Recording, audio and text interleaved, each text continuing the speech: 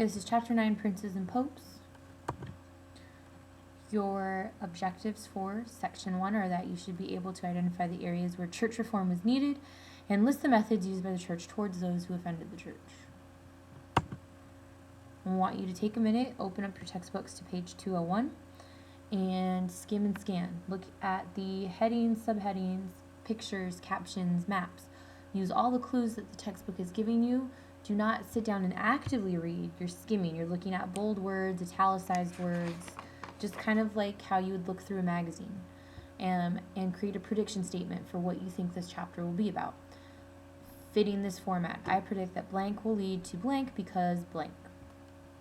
And you can pause the lecture here and take the time to do that.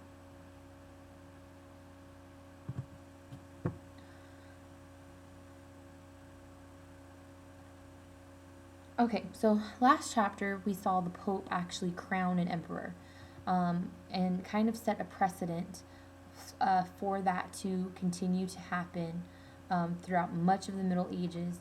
The Pope will be the one that kind of makes the kings. So that gives the church a lot of power. The church has authority over these different kings because they are crowning them king or emperor.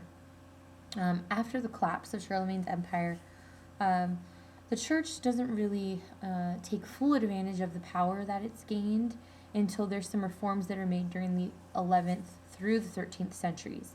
And that will bring the papacy, and when we say papacy, that has to do with the Pope, to its heights.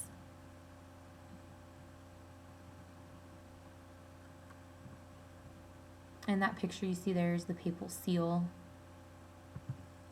Okay, so why is there a need for reform? Well, during the 9th through the 10th centuries, the clergy was very, very corrupt. They were very greedy. It was about power. It was about money. It wasn't about spirituality or religion or really the church. It was about power and money.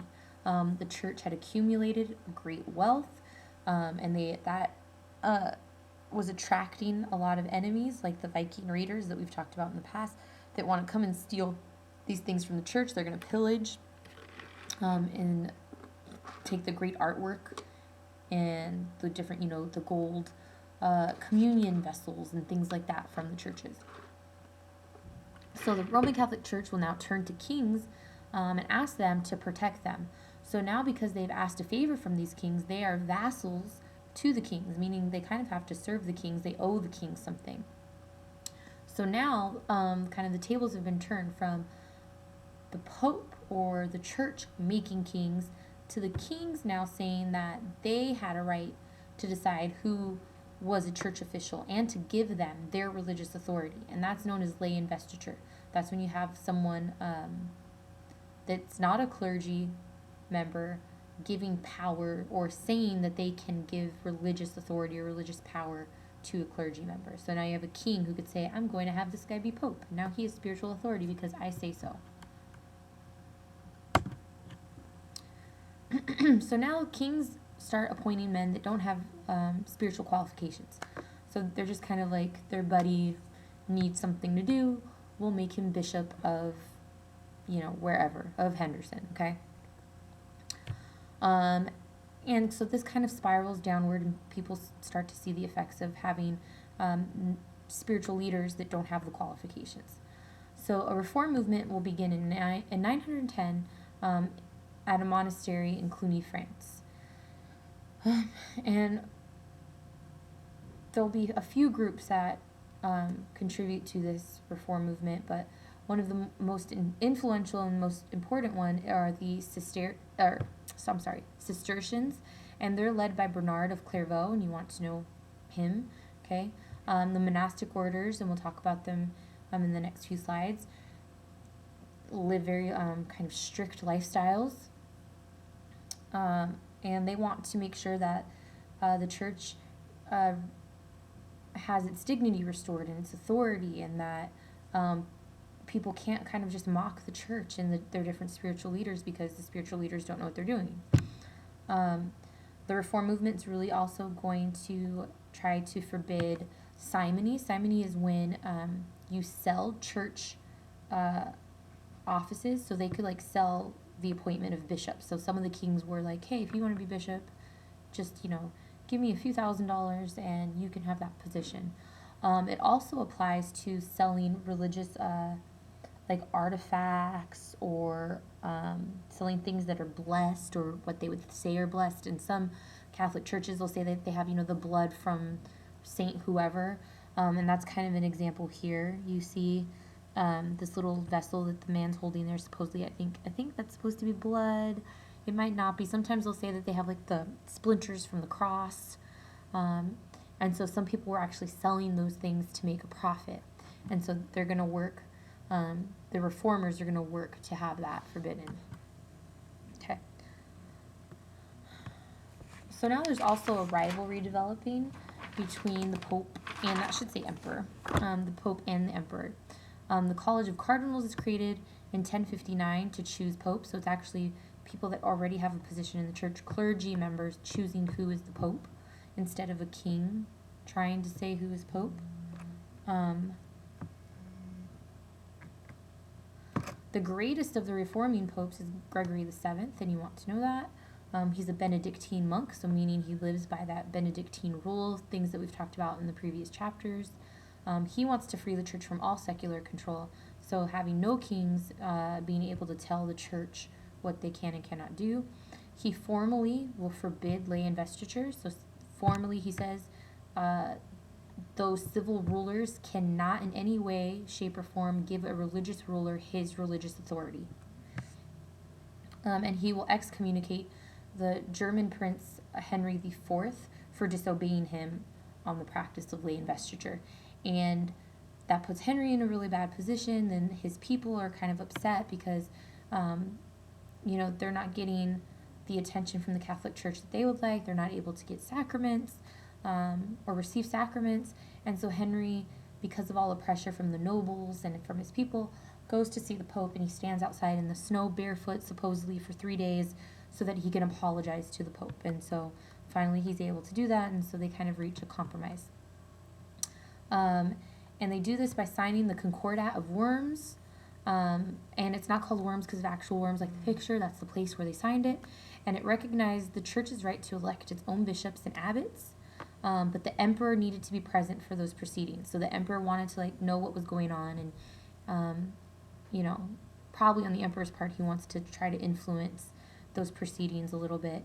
The emperors also could invest church officials with secular authority. So they could give some of the church officials some civil authority, so that if they needed someone to collect taxes or to run a particular little village, they could have that authority, just not religious authority. Okay, so during this time period, we're going to see the rise of a couple of new religious orders. Remember, we talked about religious orders in the last chapter when we talked about the regular clergy. So the clergy that would live by a strict system of rules and kind of remove themselves from the world, and kind of usually lived in monasteries away from people. So now we have these new religious orders. Instead of separating from the world, they're going to want to really be involved with the world. They're going to want to serve their fellow men. And how can you serve your fellow men if you're out living in a monastery all by yourself and you stay secluded all the time? So they're going to live and preach among the towns that are growing during this time period. They'll be known as friars, which is kind of like saying brother. And so sometimes you'll hear people refer to someone as brother so-and-so. And these men will renounce their worldly possessions, and they'll pledge to live lives of poverty. So the way that they can support themselves is by begging for their food, or sometimes for places to live.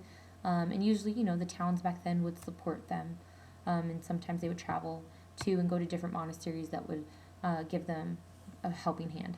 So these are known as the mendicant orders or begging orders.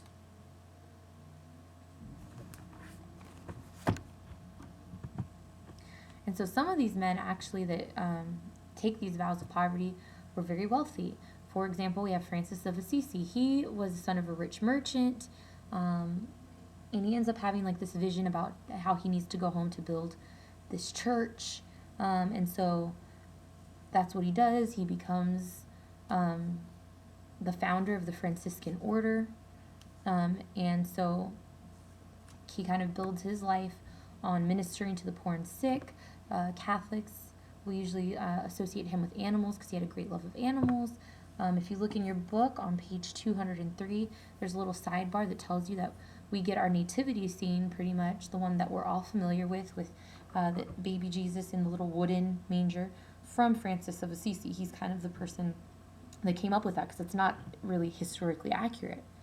But that picture is pretty much been produced by Francis of Assisi, because he tried to stage a live nativity, and that's what it looked like where he was.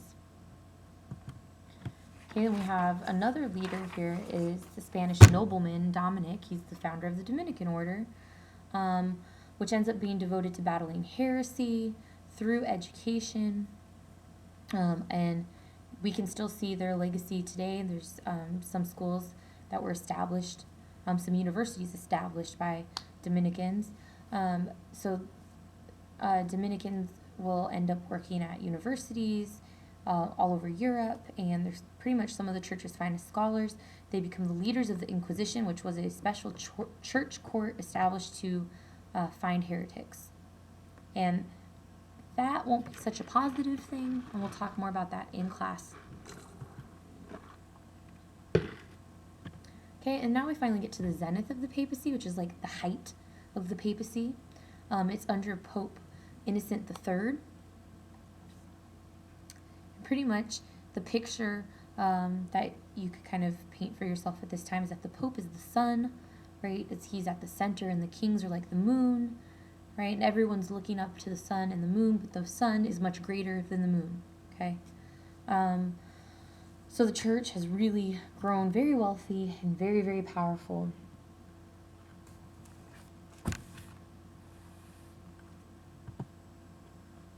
So the church has developed some weapons in order to control people that might offend the church in any way. So these three weapons, and you're going to want to know these, there'll be an essay question on your test, are excommunication, interdict, and inquisition. Excommunication is depriving an individual, so taking this completely away from someone, their ability to receive the sacraments. And for a Catholic, that would be huge, because they kind of are seeking salvation through receiving the sacraments. And they're not allowed to have fellowship with the church. So in essence, they're kind of taking away what they would consider their salvation, their ability to acquire salvation. If a Catholic cannot partake in the sacraments, can't go to church. Sometimes with excommunication, usually with excommunication, they wouldn't be allowed to be buried on holy ground in the cemetery. So that would be a big threat, a big deal if you were excommunicated. The second one is interdict. That's the suspension of public church services and administration of all sacraments, minus baptism and last rites. So the church wouldn't do anything except it would baptize babies, and it would give last rites to those that were dying in a certain location. So, like, for example, the kingdom of Henry IV could have suffered under interdict, and that would be a reason for his nobles and everyone to kind of put pressure on him to apologize to the Pope. Then the third one is inquisition. That's a special court that sought out and punished heresy. They used to use torture to get the accused to confess whether or not they were guilty. And even those who did confess sometimes were put to death. Definitely if you did not confess, you were usually put to death. Sometimes the different techniques of torture, you would end up dying anyway.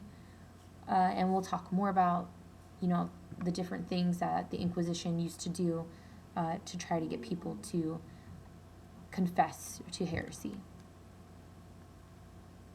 And there's a lot of finger pointing, so you might, after a little bit of torture, or just because of the fear of being tortured, you'd say, oh, my neighbor's a heretic. And then the Inquisition would go pick up your neighbor, and then they would blame someone else. So the Inquisition could get out of control. Okay, so finally, we have the character and the results of this reform. The church ended up being more concerned with restoring their prestige rather than purity of the church, their spiritual purity. They wanted more power and wealth and dignity. They wanted people to respect them as the authority. So it didn't really create a lasting solution. It actually kind of made quite a few of their problems much, much worse. So here's your paragraph shrink words. They're corruption, reform, and weapons.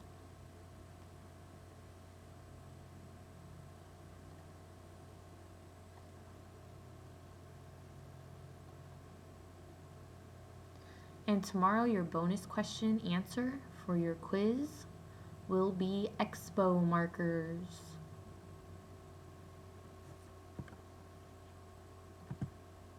Okay, let's go over your section review. What was the practice called in which kings and nobles appointed church officials and invested them with their religious authority? To lay investiture, it was one of your vocab words from earlier today. 2. What pope and emperor had a showdown at Canossa in 1077, and which man won? Pope Gregory VII and Emperor Henry IV. Gregory wins, because remember that Henry has to go stand in the snow for 3 days with no shoes on to apologize. 3. List the 2 new religious orders whose members begged for their daily sustenance and identify the founder of each. The Franciscans, they're founded by Francis of Assisi, and Dominicans are founded by the Spanish nobleman Dominic. And under which pope did the papacy reach its zenith? That would be Innocent III. List and define the 3 major weapons used by the papacy during this period. We have excommunication, so that, remember, is depriving an individual of the sacraments and church fellowship. Then you have interdict, which is depriving an area of the sacraments except for baptism and last rites. And then the Inquisition is a special church court that's job is to seek out heresy. Okay, so fill in your notes.